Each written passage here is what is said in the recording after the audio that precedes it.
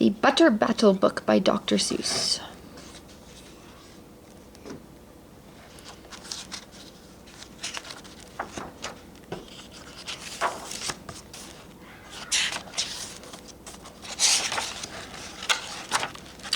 On the last day of summer, 10 hours before fall, my grandfather took me out to the wall. For a while he stood silent, then finally he said, with a very sad shake of his very old head, "As you know, on this side of the wall we are the Ukes. On the far side of this wall live the Zooks." Then my grandfather said, "It's high time that you knew of the terrible, horrible things that Zooks do.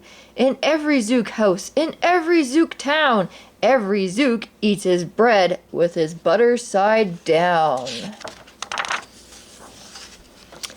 But we, the Ukes, as you know, when we eat breakfast or sup, spread our bread," Grandpa said, "with the butter side up."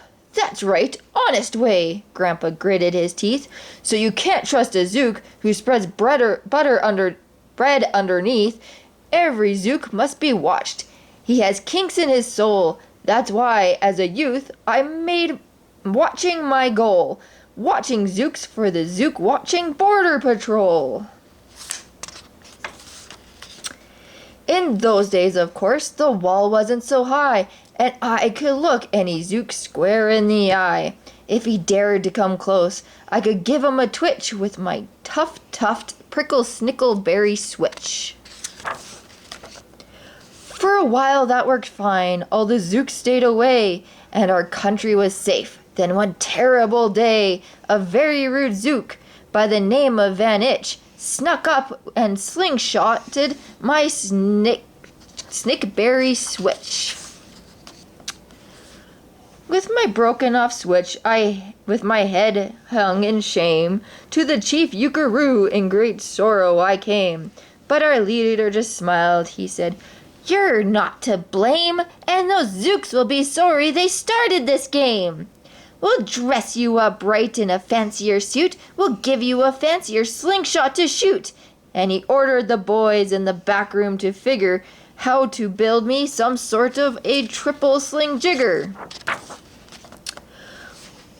With my triple sling jigger, I sure felt much bigger. I marched to the wall with great vim and great vigor, right to the Van Itch with my hand on my trigger. "I'll have no more nonsense," I said with a frown, "from Zooks who eat bread with butter side down." Van Itch looked quite sicky. He ran off quite quickly.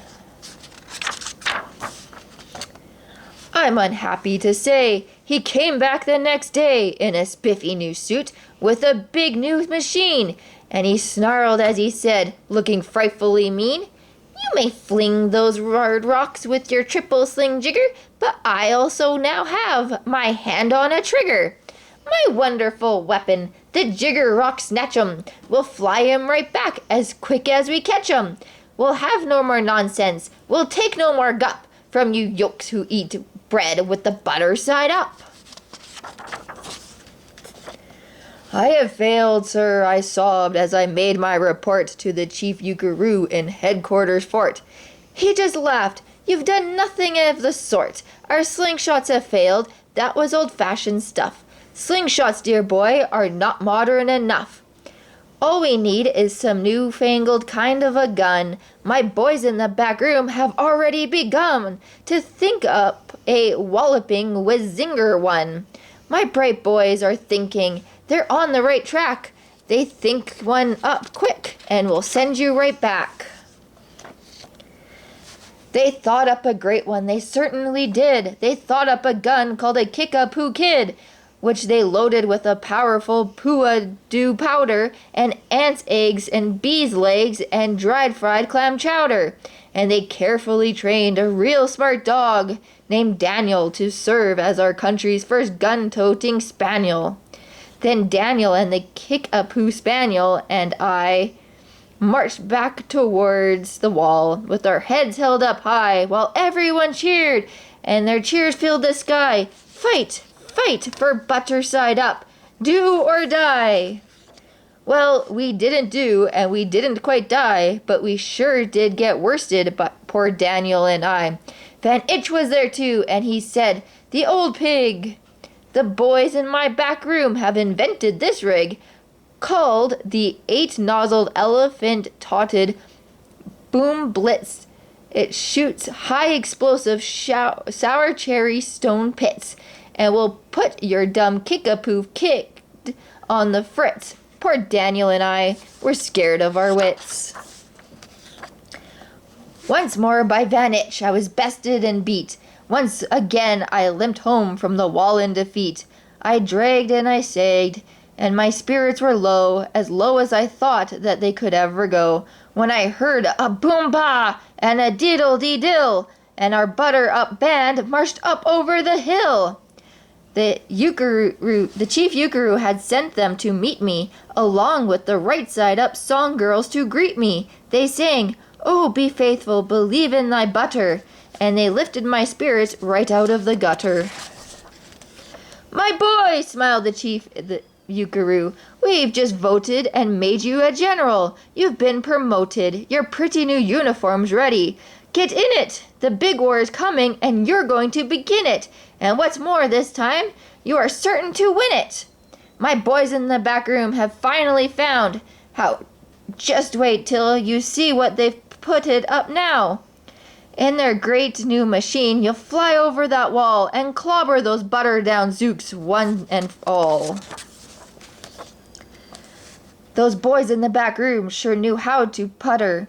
They made me a thing called the utterly sputter, and I jump aboard with my heart all aflutter and steered toward the land of the upside-down butter.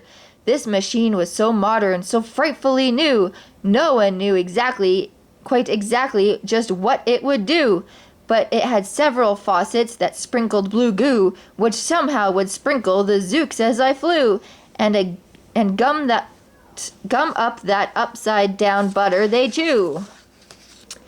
I was racing pell-mell when I heard a voice yell, "If you sprinkle us, zooks, you'll all get sprinkled as well."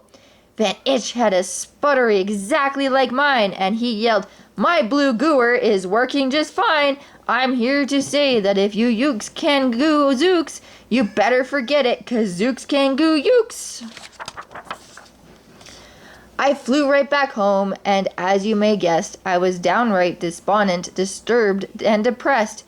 And I saw just as soon as I stepped back on land, so were all of the girls of the butter-up band. The chief dumb majorette, Ms. Yuki and Sue, said, "That was pretty sour flight that you flew, and our chief Euchre has been looking for you." I raced to his office. The place was a sight. "Have no fear," said the chief. "Everything's all right. My bright back room boys have been brighter than bright. They've thought up a gadget that's newer than new. It's filled with mysterious moo-lacka-moo, and can blow all those zooks clear to Salamagoo.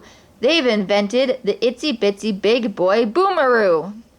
You just run to the wall like a nice little man. Drop this bomb on the zooks just as fast as you can. I have ordered all the ukes to stay safe underground while the bitsy big boy boomeroo is around." As I raced for that wall with the bomb in my hand, I noticed that every last uke in our land was obeying the chief Euchre's grim command. They were all bravely marching with banners aflutter down a hole for their country, the right side up butter. That's when my grandfather found me. He grabbed me, he said, "You shouldn't be down that hole, and you're up here instead. But perhaps this is all for the better somehow. You will see me make history right here, right now." Grandpa leapt up that wall with a luptuous leap, and he cleared his hoarse throat with a populous beep. He screamed, "Here's the end of that terrible town full of zooks who eat bread with the butter side down." And at that very instant we heard a kaplop, kaplop of feet on the wall, and old Van Itch clomped up. The boys in his back room had made him one too. In his fist was another big boy bomberoo. I'll blow you, he yelled, into pork and wee beans. I'll butter side you up you into small smithereens.